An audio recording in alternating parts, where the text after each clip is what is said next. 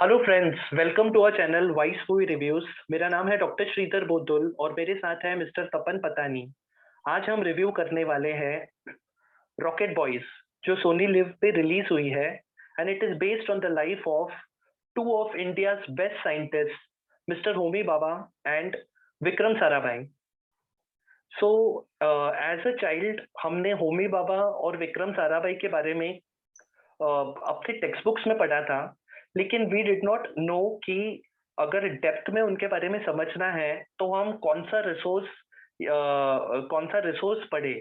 So Sony LIV has come up with Rocket Boys which gives us an insight into the life of these two scientists. So without wasting any time, मैं तपन से पूछना चाहूंगा कि Tapan, can you give the audience a short synopsis कि इस web series में हम क्या एक्सपेक्ट कर सकते हैं। ये जो बेसिकली एक वेब सीरीज है, एक कहानी कहती है। जिस चीज आपने कहा कि इन साइंटिस्ट के नाम सभी सबने सुने हैं, but what goes beyond the cabins, कैसे वो यहाँ तक पहुंचे। एटॉमिक बॉम्ब से लेके जिसके लिए विक्रम साराभाई ने एक रॉकेट लॉन्च किया इंडिया का पहली बार, उसके पीछे की कहानी क्या है, उनकी पर्सनल लाइफ कैसी है, ये पूरी वेब सीरीज को एक्सप्लोर करती है। हाउ दे जो यहाँ तक कैसे पहुंचे हों, क्योंकि हमको सिर्फ एंड पता है कि भाई रॉकेट लॉन्च हुआ था, पर वो कैसे हुआ, उसमें कैसे लोगों के उनको दिक्कतें क्या आई साइंटिस्ट को। उस वक्त जो प्राइम मिनिस्टर थे जवाहरलाल नेहरू, उन्होंने सपोर्ट कितना किया, कैसा उनके पास रहा, उनको फंड्स कहाँ से आए, कैसे गवर्नमेंट को उन्होंने कन्विंस किया, इसकी पूरी एक जर्नी दोनों साइंटिस्ट की। और ये बेस्ट जर्नी है उन दोनों की दोस्ती। विक्रम साराभाई और अभी वो बहुत बहुत से दोस्त हैं, तो कैसे उनकी दोस्ती आगे बढ़ती है, उन्होंने देश के लिए तो नाम कमाया, तो उसकी एक पूरी जर्नी कहानी है web series. Okay. And what can you say about the performances जो विक्रम साराभाई और जो होमी बाबा का रोल किया है, ये जो एक्टर्स हैं, तो क्या कहना है आपको इनके परफॉर्मेंसेस के बारे में। ये वेब सीरीज का शायद सबसे बड़ा यूएसपी परफॉर्मेंस। जिम हम्म। शार्प और ईशवक सिंह तो मतलब आपको लुक अलाइक भी लगते हैं। आई थिंक इनका कास्टिंग भी इसलिए भी किया है। जिम शार्प तो भले बहुत कमाल के एक्टर है, बट वो लुक अलाइक भी लगते हैं, और दोनों का काम बहुत ही बढ़िया है। Specially for the Ishwak Singh, क्योंकि वो पारसी है नहीं, जिम शार्प एक्चुअली पारसी है।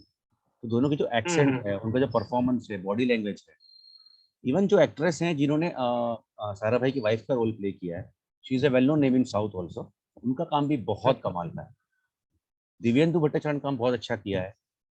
रजीत कपूर जो प्रधानमंत्री नेहरू बने, उनका काम काफी अच्छा है। नमित कपूर का भी इसमें एक रोल है, जो शायद ज्यादा एक्सप्लोर होगा सीजन 2 में। अब उनका भी काम अच्छा है, वेब परफॉर्मेंस तो सबसे अच्छा है। ओके।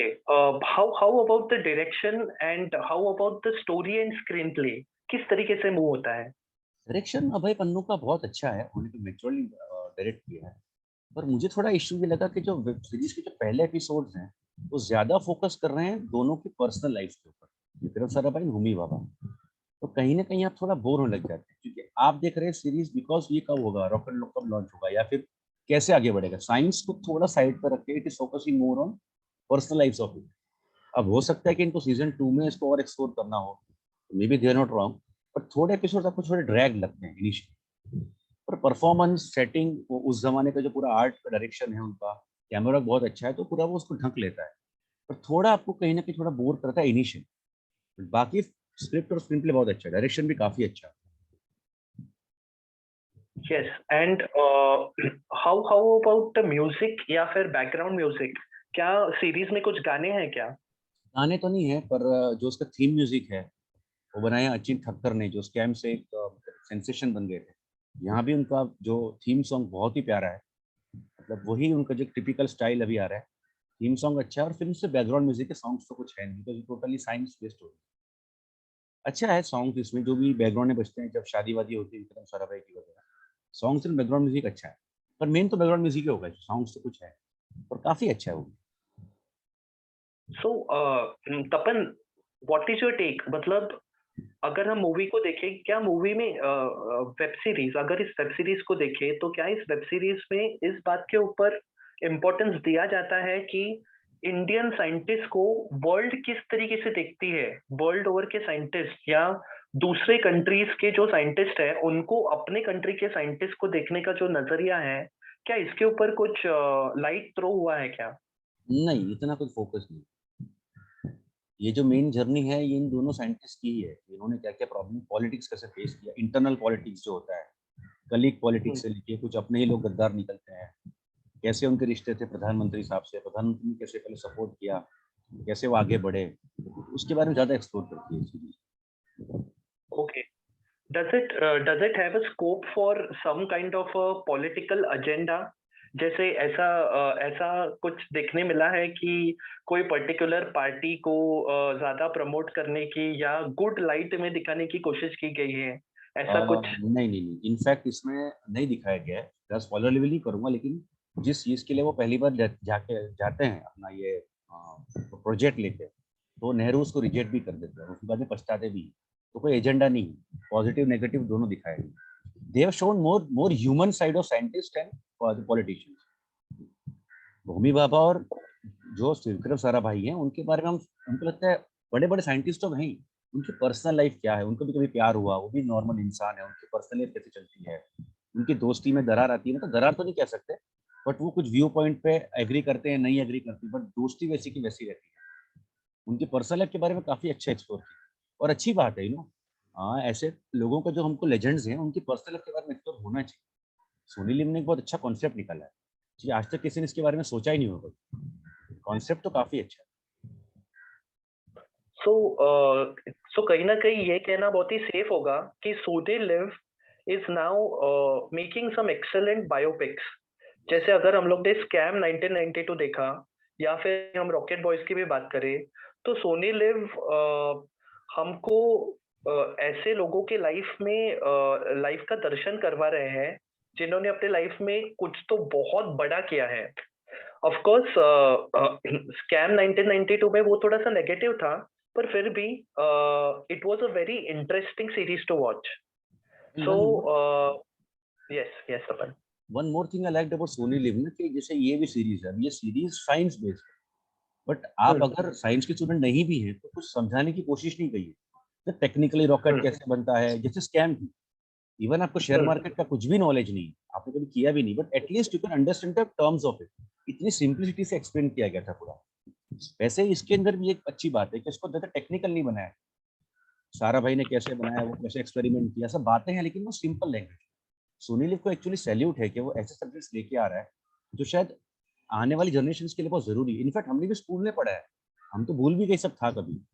इससे मालूम पड़ता है कि इसके पीछे कितनी मेहनत लगी है, कितना दिमाग लगता है, कितना रिस्क लेते हैं साइंटिस्ट हमारे देश के लिए, उनका कितना योगदान रहता है, जो हम समझते हैं उनके योगदान भविष्य में। टुडे वी कैन कोरिलेट कि हुई बाबा अगर नहीं होते तो आज क्या होता है इस देश का, बट तब उनको कितनी तकलीफें उठी हैं, पर्सनली प्रोफेशनली, अपने कलीग से या पॉलिटिकल पार्टी सबसे, और वो उन सबसे डट के उन्होंने देश के लिए कुछ किया। इसमें अब्दुल कलाम साहब भी हैं यंग अवतार में, वो शायद सीजन 2 ज्यादा स्टोर होंगे मेरे हिसाब से, तो अच्छी बात है, ऐसी सीरीज बननी चाहिए। ऐसी सीरीज ज्ञान बहुत अच्छा देती है लोगों को, और हमारे बच्चों को, आने वाली जनरेशन को बहुत जरूरी है ऐसी सीरीज देखने की। ये पूरा जो कंटेंट क्रिएटर्स आज बन चुके हैं ना, एडल्ट्री और ये सब में, सोनी लिव अपने आप में क्लास मेंटेन कर, और ये बहुत बहुत बड़ी बात है, रिस्क ले रहे हैं, बहुत अच्छा रिस्क ले रहे हैं, and they are making one of the finest contents. That's great. So Tapan, on a scale of 0 to 5 कितना रेट करेंगे इस सीरीज को? आई वुड हैव गिवन 4, लेकिन थोड़ा ड्रैग ज्यादा हो जाता है पर्सनली, तो आप थोड़े बोर होते हैं। 3.5 is okay for me. Watchable series है, सिनेमाटोग्राफी, डायरेक्शन, उस जमाने का पूरा सेटअप खड़ा करना आसान नहीं था, रियलिज्म से भी इन्होंने काफी कोरिलेट किया है, परफॉर्मेंसेस बहुत अच्छे हैं। Series totally one time watchable. एक दो जगह थोड़े कर्स वर्ड्स हैं, बाकी फिल्म में कुछ भी ऐसा नहीं तो ना देख सको फैमिली के साथ। सीरीज अभी वॉचेबल में फैमिली है। 3.5 is okay series, perfect one time watch. आपको कुछ नया ज्ञान ही मिलेगा इसके बारे में, ये साइंस और इसके टेक्नोलॉजी के बारे में, तो अच्छी सीरीज है। That's great. सो अगर हम direction, cinematography, story, screenplay और बायोपिक को कंसिडर करें, so from our team at Vice movie reviews we give this series 3.5 on 5, and as Tapan ने कहा है, it could be watch with the entire family, जो इसके लिए एक बहुत बड़ा यूएसपी हो सकता है। बिकॉज आजकल के टाइम पे जो वेब सीरीज आ रहे हैं, we have to be extra careful ki whether we should be watching with our family or not. So guys, don't miss this web series. watch it for our Indian scientists, watch it for understanding the true story behind their efforts. And if you have not subscribed to our channel till now, then don't forget to subscribe to our channel at Vice Movie Reviews. Our entire team is dedicated to give you honest and unbiased reviews, and we will keep on doing the same even in the future. Having said that, I, Dr. Sridhar Bodul and Tapan Patani, we sign off and see you in our next episode with a review of some new movie or web series. Thank you. Have a good day. May God bless you.